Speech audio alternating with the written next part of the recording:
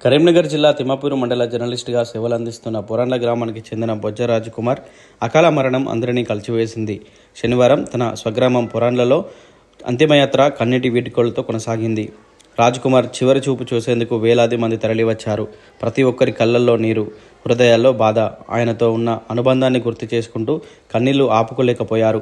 మండలంలో ప్రముఖ పత్రికలో రిపోర్టర్గా పనిచేస్తూ తన మంచితనంతో అందరి మనసులు గెలుచుకున్న రాజ్కుమార్ అకస్మాత్తుగా మృతి చెందడం గ్రామస్తులతో పాటు సహచర జర్నలిస్టులను తీవ్ర శోకసంద్రంలో ముంచింది.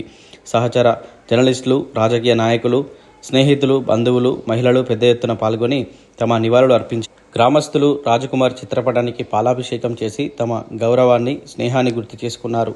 రాజ్కుమార్కు 2 చిన్నపిల్లలు ఉండడంతో వారి పరిస్థితిని చూసి అక్కడున్న వారంతా కంటతడి పెట్టారు.